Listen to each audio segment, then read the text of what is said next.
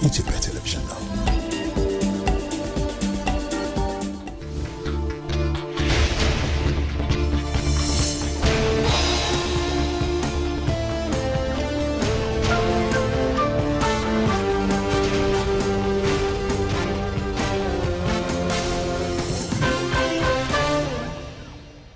ጤና ይስጥልን እንዴት አምሽታችኋል የተወዳችሁ ተመልካቾቻችን የኢትዮጵያ ቴሌቪዥን እየተከታተላችሁ ትገኛላችሁ የዕለተ ሐሙስ የኢቲቪ ዜና 57 በቀጥታ ወደ እናንተ መድረሱን ይጀምራል ከምሽቱ 1 ሰዓት ሆኗል ሮዛ መኮንን ዜናዎቹን የመራው አብሬያችሁ ዘልቃለሁ አበይት ጉዳዮችን እናስቀድም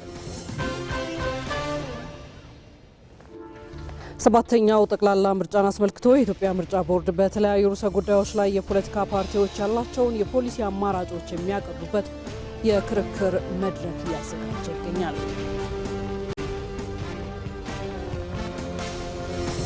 ኢትዮጵያና የአፍሪካ ቡና ድርጅት ታሪካዊ አስተናጋጅ ሀገር ስምምነትን ተፈራረሙ።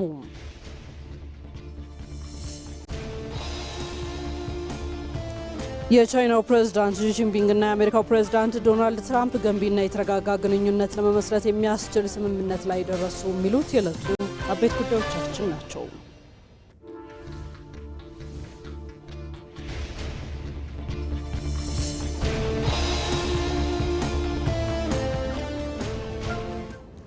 ወደ ቀዳሚ ጉዳያችን እናምራ። የብሪክስ አባል ሀገራት ለዓለም ሰላምና ዘላቂ ልማት ቁልፍ ሚና እንዲጫወቱ የውጭ ጉዳይ ሚኒስትር ጌዲዮን ጢሞቴዎስ አሳሰቡ። የውጭ ጉዳይ ሚኒስትር ዶክተር ጌዲዮን ጢሞቴዎስ በህንድ ነው ደልሂ በአስተናጋጅነት እየተካሄደ ባለው የብሪክስ የውጭ ጉዳይ ሚኒስትሮች ስብሰባ ላይ በመሳተፍ ላይ ይገኛሉ። ይህ የውጭ ጉዳይ ሚኒስትሮች ጉባኤ በህንድ ሰብሳቢነት ለጥንካሬ፣ ለፈጠራ፣ ለትብብርና ለዘላቂነት መገንባት በሚል መሪ ቃል ነው እየተካሄደ የሚገኘው። ሚኒስትሩ በጉባኤው ላይ ባደረጉት ንግግር ሁሉንም ሀገራት በእኩልነት የሚያገለግል ዓለም አቀፋዊ ስርዓት ለመገንባት የተቀናጀ የባለብዙ ወገን ጥረት በአስቸኳይ እንደሚያስፈልግ አጽንኦት ሰጥተውበታል። ወቅታዊ ዓለም አቀፋዊ ቀውስ በአስቸኳይ መፍትሄ ካልተገኘለት ከሀገራት ድንበር ባለፈ የከፋ የኢኮኖሚና የፋይናንስ መዘዝ እንዲሁም ማህበራዊ አለመረጋጋት እንደሚያስከትል ሚኒስትሩ አስገንዝበዋል። ብሪክስ ለሰላም ጥረት ወሳኝ ሚና መጫወት እንዳለበት የገለጹት ዶክተር ጌዲዮን ስብስቡ ለፍትሐዊና ለተረጋጋ ዓለም አቀፍ ስርዓት መሰረት ስለሆኑት የጋራ ደህንነትና ልማት በጽኑ ሊቆም እንደሚገባም ጥሪያቸውን አቅርበዋል።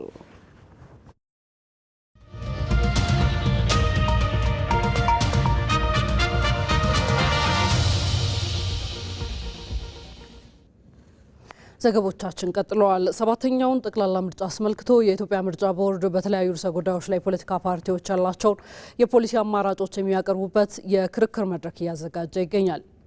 ቦርዱ ባዘጋጀው ራስን በራስ የማስተዳደርና የማንነት ጉዳዮች የክርክር ርዕስ ላይ 4 የፖለቲካ ፓርቲዎች የየራሳቸውን የፖሊሲ አማራጭና ፕሮግራሞቻቸውን አቅርበዋል። ብሩክታይት አስራት የኢትዮጵያ ብሔራዊ ምርጫ ቦርድ የሚያዘጋጃቸው የፓርቲዎች የክርክር መድረኮች በሀገሪቱ የፖለቲካ ታሪክ ውስጥ አዲስ ዴሞክራሲ ምዕራፍ እየከፈቱ ካሉ መድረኮች ውስጥ አንዱ ነው። እነዚህ መድረኮች የክርክር መድረክ ብቻ ሳይሆኑ ዜጎች የፓርቲዎችን አማራጭ ፖሊሲዎች ጎን ለጎን አቁመው እንዲያነጻጽሩ የሚረዳ ግልጽ የሀሳብ አውድ ጭምር ነው። ቦርዱ ባዘጋጀው ራስን በራስ ማስተዳደርና የማንነት ጉዳዮች በሚለው የክርክር ርዕስ ላይ አዲስ ትውልድ ፓርቲ፣ የኢትዮጵያ ዲሞክራቲክ ህብረት፣ የቆጫ ህዝብ ዲሞክራሲያዊ ፓርቲና የኩሽ ህዝቦች ብሔራዊ ንቅናቄ ይዘው የመጡትን የፖሊሲ አማራጭና ፕሮግራሞቻቸውን ይፋ አድርገዋል። በክርክሩ ላይ የኩሽ ህዝቦች ብሔራዊ ንቅናቄ ዘላቂ ሰላምና በእኩልነት ላይ የተገነባ አንድነት እንዲያብብ ለማድረግ እንደሚሰራ ገልጿል። የኢትዮጵያዊነት አስተሳሰብን በሰነቀ በእኩልነት ላይ የተገነባ አንድነት እንዲያብብና ዘላቂ ሰላምና ልማት ለማረጋገጥ የሚያስችሉ እሴቶችን እንዲያጎለብቱ በማስቻል ልዩነቶችን በመቀበል ተቻችሎ በጋራ ለማደግ የሚያበቃ ሀገራዊ እሴቶችን ከፍ በማድረግ ወደፊት የሚጓዝ ፓርቲ ነው ማለት ነው። የኢትዮጵያ ዲሞክራቲክ ህብረት በበኩሉ ኢትዮጵያዊ አንድነትን የማይሸረሽር ብዝሃነት እንዲኖር በማድረግ የሀገር ህልውና በጠንካራ የዜግነት መብት ላይ መቆም አለበት የሚል የመከራከሪያ ሀሳብን አቅርበዋል። ብዝሃነት የኢትዮጵያ ውበትና ጸጋ ናቸው ብሎም ድርጅታችን ያምናል። ስለሆነም ኢድህ እነዚህ ማህበረሰቦች በአካባቢያቸው ተከብረው እንዲኖሩ፣ ቋንቋቸውና ባህላቸውን እንዲያሳድጉ፣ በቋንቋቸው እንዲዳኙ፣ ልጆቻቸው በአፍ መውጫ ቋንቋቸውን እንዲማሩ፣ እንዲመረጡና እንዲመርጡ፣ በቁጥር አናሳ ከሆኑ በተወካዮች ምክር ቤት፣ በሚኖሩበት የክልል ምክር ቤት፣ ድምጻቸው የሚያሰሙበት በቀጥታ ያለ ምርጫ ተወካዮቻቸው እንዲያስቀምጡ ኢድህ ከፍተኛ ጥረት ያደርጋል። የቁጫ ህዝብ ዴሞክራሲያዊ ፓርቲ ማንኛውም ህገ መንግስታዊ ጥያቄዎች በህገ መንግስቱ መልስ ማግኘት እንዳለባቸው እንደሚያምን አንስቷል። በሀገራችንም ሆነ በክልሎች የብሔር ብሔረሰቦችን መብቶች የሚያከብሩና የሚያስከብሩ ህግጋት ቢኖሩም በአግባቡ ልዩ ትኩረት ተሰጥቶ ለማንነት ጥያቄዎች፣ ራስን በራስ ለማስተዳደር ጥያቄዎች መፍትሄ አልተገኘም፣ አልመጣም የሚል እምነት አለን። እንደገና በደቡብ ኢትዮጵያ በልዩ ሁኔታ በህገ መንግስት ቢቀረጽም ህገ መንግስቱና መሬት ላይ ያለው ሁኔታ ተለያይቶ ያለ ስለሆነ ቁዴፓ ይሄ ክፍተት መሞላት አለበት ብሎ በሰላማዊ ትግል ያምናል። በመቀጠል ህገ መንግስታዊ ጥያቄዎችም በህገ መንግስቱ ውቅር ተመልሰው ችግር ከሚፈጥሩበት እንዲወጡ ለማድረግ ቁዴፓ ይታገላል። የአዲስ ትውልድ ፓርቲ በበኩሉ በዋናነት የፌዴራሊዝም አተገባበርን አሻሽላለሁ ብሎ ያምናል። በሀገራችን ያለው ፌዴራሊዝም በትክክል ወደ ተግባር ያለመገባቱ ነው እንጂ ፌዴራሊዝሙ ያመጣው ችግር የለም። የኢትዮጵያ ብቸኛ የብሔር ፌዴራሊዝም ጠቀሜታው አንድ፣ ሁሉም ብሔር ብሔረሰቦች ወኪሎቻቸውን በመላክ የፌዴራል መንግስትን ያቋቁማሉ። የሁሉም ብሔር ብሔረሰቦች እኩልነትን አረጋግጧል። እየተዘጋጁ ያሉ የፖለቲካ ፓርቲዎች የሀሳብ የክርክር መድረኮች መራጩ ህዝብ በእውቀት ላይ ተመስርቶ የነገዋን ኢትዮጵያ እጣ ፈንታ እንዲወስን ከማድረጉ ባለፈ በምክንያት የመርታትን ባህል በማሳደግ ረገድ ከፍተኛ ሚና አላቸው። ቀጥለናል። የተጀመረውን የኢትዮጵያን ሁለንተናዊ ልማትና እድገት በዘላቂነት ለማረጋገጥ ብልጽግናን መምረጥ ነው ሲሉ የደቡብ ኢትዮጵያ ክልል ርዕሰ መስተዳድር ጥላሁን ከበደ ገለጹ። የብልጽግና ፓርቲ ምርጫ ቅስቀሳና የድጋፍ ሰልፍ በአርባ ምንጭ ከተማ ተካሂዷል። ትግስቱ ብቻዬ የብልጽግና ፓርቲ ህዝባዊ የድጋፍ ሰልፍና የፓርቲው ለሰባተኛ ሀገራዊ ምርጫ ቅስቀሳ በአርባ ምንጭ ከተማ ተካሂዷል። የደቡብ ኢትዮጵያ ክልል ርዕሰ መስተዳድር አቶ ጥላሁን ከበደ በመርሃ ግብሩ ተገኝተው ባስተላለፉት መልእክታቸው ብልጽግና ለሀገር ከፍታና ለህዝብ ጥቅም ቅድሚያ በመስጠት እየሰራ ያለ ፓርቲ ነው ብለዋል። ፓርቲያችን ብልጽግና ትላንት ስራ ላይ የነበረ ዛሬ የተሻለ ስራ እየሰራ ነገ እጅጉ የምንመኘውን ኢትዮጵያ ወደ ተምሳሌታዊ ለመቀየር ተክቶ 24 ሰዓት ሰባቱንም ቀን የሚሰራ የህዝብን ለውጥ የግለሰብን ለውጥ በመሻት ታሪክ እየሰራ እያስመዘገበ ያለ ፓርቲ ነው። በእናንተ በአባላትና በድጋፊዎቻችን ብልጽግናን መርጠን የተሻለችን ሀገር፣ የተሻለችን ክልል፣ የተሻለን ዞን ከፍ ለማድረግ የጀመርነው ልማት ለማስቀጠል ምርጫችን ብልጽግና ሊሆን ይገባል። ዶክተር ደምስ አድማሱ የጋሞ ዞን ዋና አስተዳዳሪ በበኩላቸው ብልጽግና ፓርቲ ለሀገራችን ብሎም ለአካባቢያችን ሁለንተናዊ እድገት ተግቶ እየሰራ ነው፣ ብልጽግናን መምረጥ ልማትን መምረጥ ነው ብለዋል። ፓርቲያችን ብልጽግና በመደመር መንገድ ቃልን በተግባር በማረጋገጥ የሚጓዝ በመሆኑ የተጀመሩ ልማቶችን ለማስቀጠልና የህዝባችንን ተጠቃሚነት ይበልጥ ለማረጋገጥ ግንቦት 24 ቀን 2018 ድምጽ በሚሰጥበት ቀን የፓርቲያችን ምርጫ ምልክት የሆነውን የስንዴ ነዶ እንድትመርጡ ጥሪ ያቀርባለሁ። በዞኑ በተለያዩ ምርጫ ክልል የብልጽግና እጩዎችም ብልጽግና ለሀገራዊ ሁለንተናዊ ልማትና እድገት አዳዲስ ስትራቴጂዎችን በመዘርጋት እየሰራ ይገኛል ብለዋል። ብልጽግናን መምረጥ ነገን ተስፋን መሰነቅ መሆኑን ብዙ የሚመነዘሩ ስኬቶች ያስመዘገበ ፓርቲ መሆኑንና ቀጣይ እድሉን አግኝቶ ደግሞ ቢሰራ ራዕይ ያለው ትልቅ ፓርቲ መሆኑን ህዝቡ በድጋፍ ሰልፉ እየገለጸ ያለበት ሁኔታ ነው ያለው። ብልጽግናን መምረጥ ማለት የተጀመሩ ልማቶችን በላቀ ሁኔታ መፈጸም ማለት ነው። ብልጽግናን መምረጥ ማለት ከተረጂነት ወደ ምርታማነት መሻገር ማለት ነው። ኢትዮጵያን ወደ ተምሳሌት ሀገር በሚል መሪ ሀሳብ በተካሄደው በዚህ ቅስቀሳ የብልጽግና ፓርቲ ለሁለንተናዊ እድገት በብልጽግና ፓርቲ የሴቶችና ወጣቶች ተሳትፎና ተጠቃሚነት ተረጋግጧል የሚሉና ሌሎች መፈክሮችም ተሰምተዋል።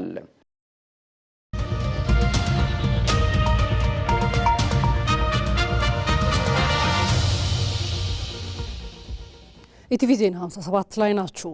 ኢትዮጵያና የአፍሪካ ቡና ድርጅት ታሪካዊ አስተናጋጅ ሀገር ስምምነት ተፈራረሙ። ስምምነቱ ድርጅቱ በቡና መገኛዋ ኢትዮጵያ የመጀመሪያውን የሀገር ውስጥ ጽሕፈት ቤት እንዲከፍት የሚያስችል ሲሆን የሀገሪቱን የቡና ዘርፍ ለማሳደግ ወሳኝ መሆኑ ተመላክቷል። በውጭ ጉዳይ ሚኒስቴር በተካሄደው የፊርማ ስነ ስርዓት ላይ ስምምነቱን የፈረሙት የውጭ ጉዳይ ሚኒስትር ዴኤታ አምባሳደር ሀደራ አበራ ስምምነቱ ድርጅቱ አህጉራዊ ተልዕኮውን በብቃት እንዲወጣ ያግዘዋል ብለዋል። Recognizing its economic significance, Ethiopia has launched an ambitious coffee sector transformation strategy. የቡናን ከፍተኛ የኢኮኖሚ ሚና ከግምት በማስገባት ኢትዮጵያ ታላቅ የቡና ዘርፍ ትራንስፎርሜሽን ስትራቴጂና ፍኖተ ካርታ ነድፋ ወደ ስራ ገብታለች። የዚህ ስትራቴጂ ዋና ዓላማ ከፍተኛ መሻሻል በማምጣት ኢትዮጵያን በፈረንጆቹ 2033 በዓለም ግንባር ቀደም የቡና ላኪ ሀገራት ተርታ ማሰለፍ ነው። ኢትዮጵያ የአፍሪካ ቡና ድርጅት ንቁ አባል እንደመሆኗ የድርጅቱን ዓላማዎች ለማሳካት ያላትን ቁርጠኝነት በተለያዩ አጋጣሚዎች በተግባር አሳይታለች። የቡድን 25 አባል ሀገራት አራተኛውን የአፍሪካ ቡና ጉባኤ በቀጣዩ የፈረንጆቹ ዓመት በ2027 በአዲስ አበባ እንዲካሄድ በኢትዮጵያ ላይ ድርጅቱ ላሳየው እምነት ምስጋናዬን አቀርባለሁ። እንደ ሪፖርተራችን ህይወት አበበ ዘገባ ኢትዮጵያ በአውሮፓውያኑ 2027 የሚካሄደውን አራተኛውን የጂ25 አፍሪካ ጉባኤ በማስተናገድ ዝግጅት ላይ ትገኛለች። የአፍሪካ ቡና ድርጅት ዋና ጸሐፊ አምባሳደር ሰለሞን ሩቴጋ በበኩላቸው ድርጅቱ ከተመሰረተ ከ66 ዓመታት በኋላ በታሪኩ የመጀመሪያውን የሀገር ውስጥ ጽህፈት ቤት በኢትዮጵያ መክፈቱ ታሪካዊ ክስተት መሆኑን ገልጸዋል። ይህ ስምምነት እጅግ ዘግይቷል ብዬ አምናለሁ። ከብዙ ዓመታት በፊት እዚህ መድረስ ነበረብን። ይሁን እንጂ አሁን ልዩ ኤጀንሲ በመሆናችን ደስተኞች ነን። ድርጅታችን ከተመሰረተ 66 ዓመታት ቢቆጠሩም ይህ በድርጅቱ ታሪክ ውስጥ የመጀመሪያው የሀገር ውስጥ ጽህፈት ቤት በመሆኑ እጅግ ታሪካዊ ነው። የቡና መገኛ ምድር ወደሆነች ኢትዮጵያ እንዲህ ያለ ቢሮ መክፈታችን ሌላው ታሪካዊ ያደርገዋል። ይህ ስራ እንዲሳካ በቅንጅት ለሰራ ቡድንም በሙሉ ምስጋናዬን አቀርባለሁ።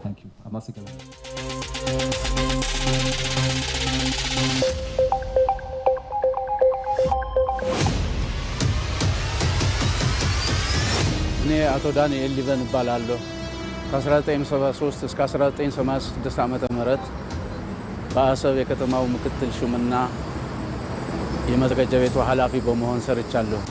አሁን ያለው የአዲስ አበባ እድገትና ውበት ሳይ ምንም እንኳን በወቅቱ አሰብንም አንደኛ ደረጃ ከከተሞች ውስጥ አንዱ እንድትሆን ያደረግን ቢሆንም ወደ ኋላ ተመልሰን እንደዚህ ከዚህ ትምህርት ወስደን በሰራን የአሰብን የሚያሰኝ ቁጭት አለኝ።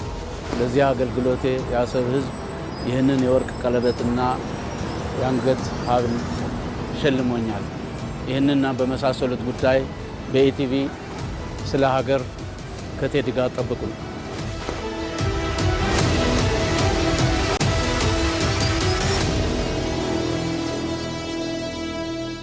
ወደ ውጭ ጉዳያችን አለፈን። የቻይናው ፕሬዝዳንት ሺ ጂንፒንግና የአሜሪካው ፕሬዝዳንት ዶናልድ ትራምፕ በቤጂንግ እያካሄዱት ባለው ውይይት በሁለቱ ሀገራት መካከል ገንቢና የተረጋጋ ግንኙነት ለመመስረት የሚያስችል ስምምነት ላይ ደረሱ። ሁለቱ መሪዎች በቁልፍ ጉዳዮች ዙሪያ ሰፊ ንግግር እንደሚያደርጉም ይጠበቃል። አስማረ ብርሃኑ። ሁለቱ ሀያላን ሀገራት የዓለምን አሁናዊ ሁኔታ በመወሰንም ሆነ የወደፊት ዕጣ ፈንታን አቅጣጫ በማስያዝ ረገድ ከፍ ያለ የውሳኔ ሰጭነት አቅም ያላቸው ናቸው። አሜሪካና ቻይናም። እነዚህ ሁለት ሀያላን ሀገራት በዓለም የኢኮኖሚ የኢንቨስትመንትና የንግድ እንቅስቃሴ ላይም አብላጫ ድርሻ ያላቸው፣ የዓለምን የምጣኔ ሀብት እንቅስቃሴ እንዳሻቸው የሚዘውሩ መሆናቸውም ይታወቃል። በዚህም በተደጋጋሚ የሚገቡባቸው የንግድ ጦርነቶች ከነሱ አልፎ የዓለም ሀገራትን ኢኮኖሚ ሲንጥም በተደጋጋሚ የታየ እውነታ ነው።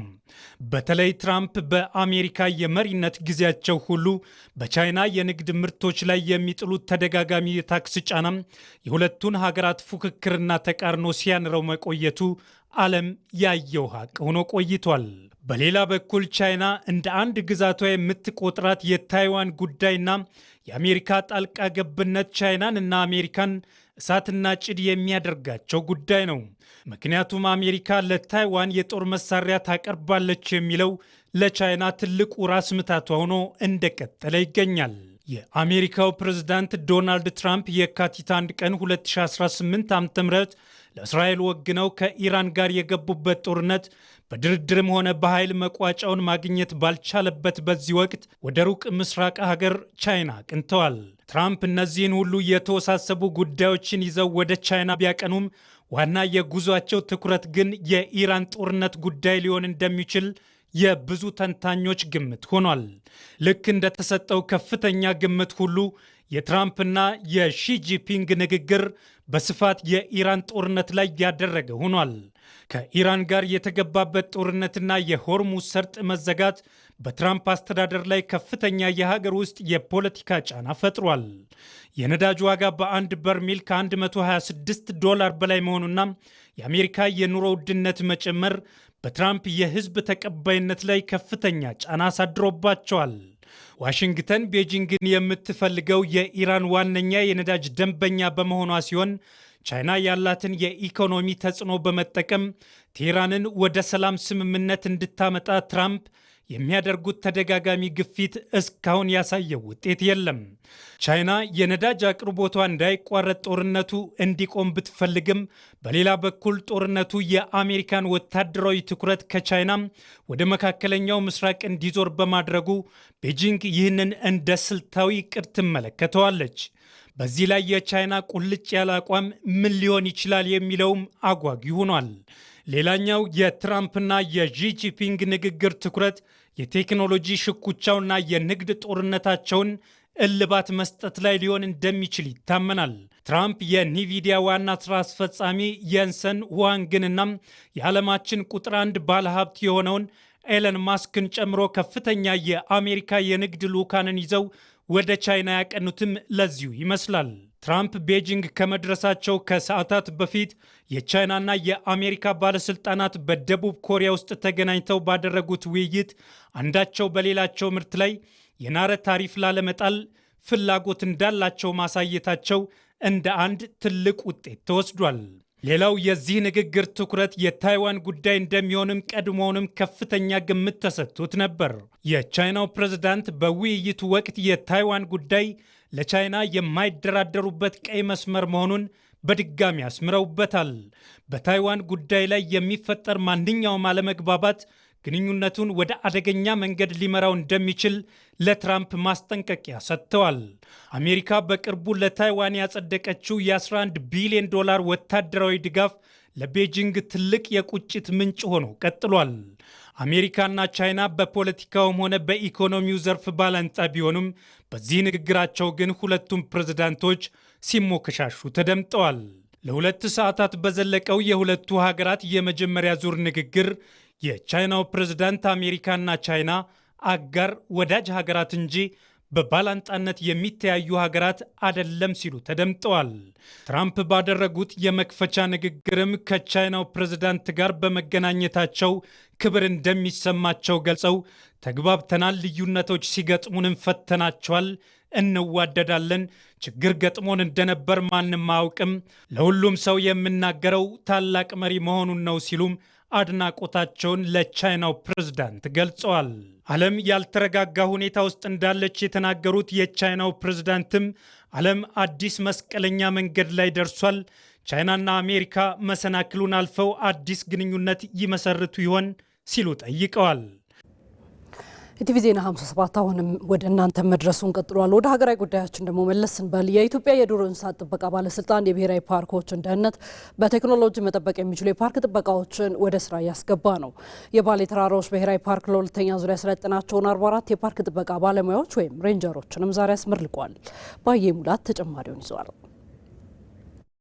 የባሌ ዞንና የምዕራብ አርሲ ዞን የሚያዋስነው የባሌ ተራሮች ብሔራዊ ፓርክ የበርካታ ወንዞችና ምንጮች መፍለቂያ እንዲሁም የብርቅዬው ቀይ ቀበሮን ጨምሮ የበርካታ የዱር እንስሳት መኖሪያ በብዝሃ ሀብት ሀብታም የሆነ ስፍራ ነው።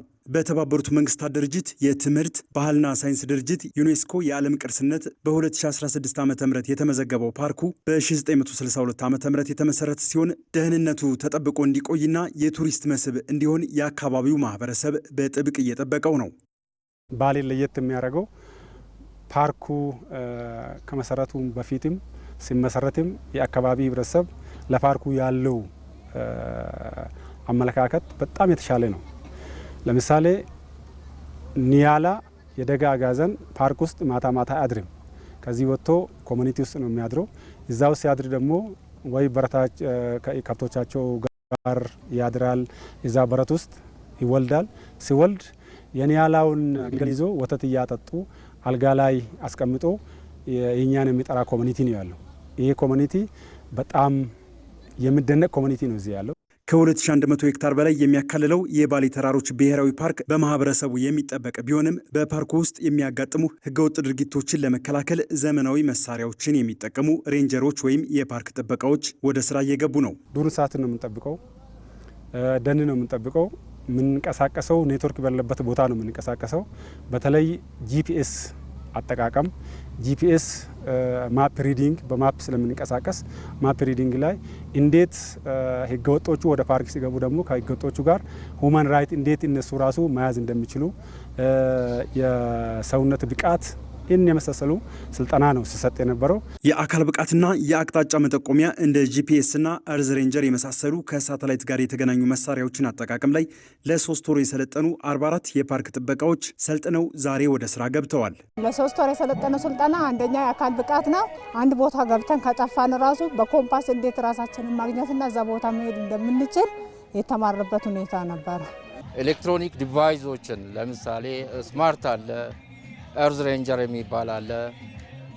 እነዚህን ከማፕ ጋር እንዴት አገናኝተ የየዕለት ስራህን እንዴት አድርገ እንደምትሰራበትና እውነተኛ የሆነ ዳታን መሰብሰቢያ ትልቁ መሳሪያ ነው ማለት ይቻላል።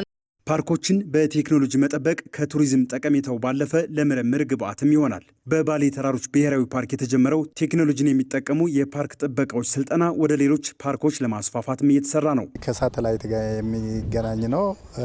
በፓርኩ ውስጥ አጠቃላይ የሚደረጉትን እንቅስቃሴዎች ከአንድ ማዕከል ሆኖ ለማየት እና ለመከታተልና ውሳኔ በመስጠት ያንን ለማስተካከል የሚያግዝ ዘዴ ነው። ጥናትና ምርምርን የስነ ምህዳር ለውጥን ለመከታተል ለቱሪዝም ራሱ መረጃ ለመስጠት ለምሳሌ እንስሳቱ ወዴት እየተጓዘ እንደሆነ በዛ በአቅራቢያ ደግሞ ምን አይነት ነገር እንዳለ ያንን ራሱ በዛችኛው ሰዓት በትክክል የሚጠቁምና መረጃ የሚሰጥ ነው። ወደዛ ነው እየሄድን ያለ ነው። ያው እንግዲህ ሁሉም ጋር በሂደት ሽፋናችን ይደርሳል ተስፋ አለ። ብሔራዊ ፓርኮችን በቴክኖሎጂ መጠበቅ የፓርኮችን ብዝሃ ሕይወት ደህንነት ይበልጥ አስተማማኝ እንደሚያደርገው የተገለጸ ሲሆን ወደፊት በአርቲፊሻል ኢንተለጀንስ የተደገፈ የጥበቃ ስርዓት ወደ ስራ እንደሚገባ የኢትዮጵያ ዱር እንስሳት ጥበቃ ባለስልጣን ገልጿል።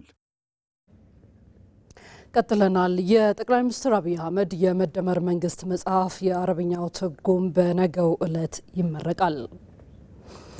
ይህንኑ ጉዳይ እየተከታተለ የሚገኘው እና በአቡዳቢ ያለው ሪፖርተራችን ሰለሞን ኃይለ ኢየሱስ ተጨማሪ የሆኑ መረጃዎችን ሊያደርሰን በቀጥታ መስመራችን ላይ አግኝተነዋል። እንዴት ቆይተሃል ሰለሞን? እንግዲህ የአረብኛ ትርጉሙ በነገው ዕለት የመደመር መንግስት መጽሐፍ በይፋ የሚመረቅ ይሆናልና ይህ የአረብኛ ትርጉም መጽሐፍ ይፋ መሆን በተለይ በኢትዮጵያና በአረቡ ዓለም መካከል ያለውን የዲፕሎማሲ ግንኙነት በምን መልኩ ያሳድገዋል ተብሎ ይጠበቃል?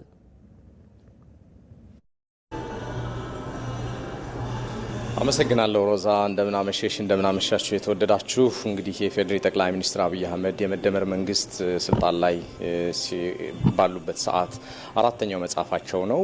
የመደመር መንግስት የተሰኘው የጠቅላይ ሚኒስትር አብይ አህመድ መጽሐፍም እኔ በምገኝበት በዚህ በዩናይትድ አረብ ኤሚሬትስ አቡዳቢ ከተማ በአረበኛ ትርጉም በዛሬው ዕለት በይፋ ተመርቋል። በምረቃ ስነ ስርዓቱ ላይ እንግዲህ የተባበሩት አረብ ኤሚሬትስ የውጭ ጉዳይ ሚኒስትር ዴኤታ ሼክ ሻክቡት ናህያን አልናህያንን ጨምሮ የአቡዳቢ የጥሪ የተገላቸው እንግዶች፣ አምባሳደሮች፣ ዲፕሎማቶችና በውጭ ጉዳይ ሚኒስቴር አካባቢ እየሰሩ ያሉ የቆንስላ ጄኔራሎች ሳይቀር በምረቃ ስነ ስርዓቱ ላይ ተገኝተዋል። በዋናነት የመደመር መንግስት የተሰኘው የአረበኛው ትርጉም መጽሐፍ እንግዲህ ሲመረቅ በአቡዳቢ የመጀመሪያው እንደመሆኑ መጠን በተባበሩት አረብ ኤሚሬትስ እና እንደዚሁም በመካከለኛው ምስራቅ የሚገኙ ከ340 ሚሊዮን በላይ የሚሆኑ የአረበኛ ተናጋሪ መንግስታትና ህዝቦችን ተደራሽ በማድረግ በኩል በተለይ የኢትዮጵያን ርዕይና የቀጣይ መጻኢ አቅጣጫ የስርዓተ መንግስቷን አቅጣጫም የሚያሳይ ተደርጎ ዓላማ ተደርጎ የተመረቀ መጽሐፍ ሆኖ የተላለፉ መልእክቶችን ለመታዘብ ችለናል። 340 ሚሊዮን አረበኛ ተናጋሪ ህዝቦች የሚገኙበት የመካከለኛው ምስራቅ የመደመር መንግስት በአረበኛ ትርጉሙ መቅረቡ እንግዲህ ኢትዮጵያን የበለጠ ለማወቅ እድል እንደሚኖረው ታምኖበታል።